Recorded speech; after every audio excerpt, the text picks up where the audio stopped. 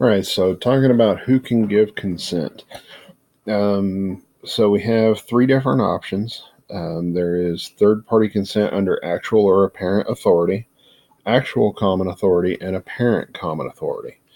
Um, so if you go to, if the sheriff was to come to my house, if I had a house visitor here at the house, um, they would be considered a third party who could probably give consent with apparent authority to give consent as a house guest.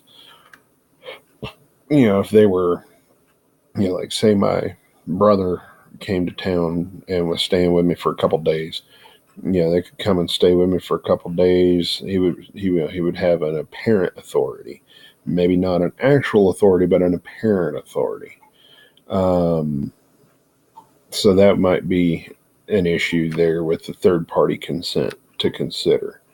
Then you have actual common authority and apparent common authority.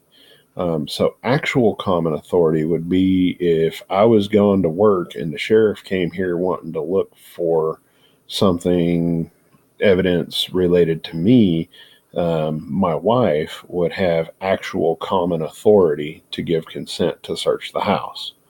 Um, this also takes place quite often, where if we are conducting an investigation into, say, a domestic battery, and we arrest the suspect, say we arrest the wife and take her away, but we also suspect that she may be involved in drug activity, then the husband has actual common authority to grant consent to search the residence.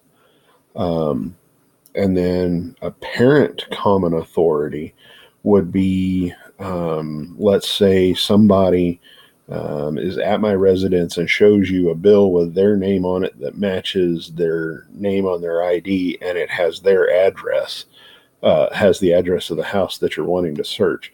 That person, even though it may not be the husband or the wife or a house guest, would have an apparent common authority to grant consent to search a residence.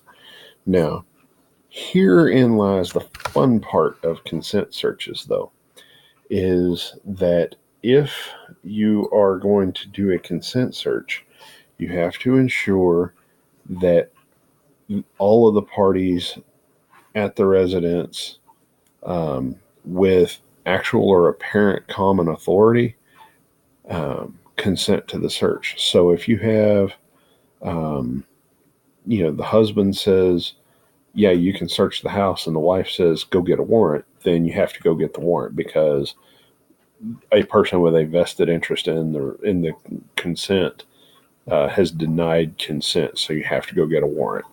Okay, so consent is fun. A warrant is always best, but consent is next best.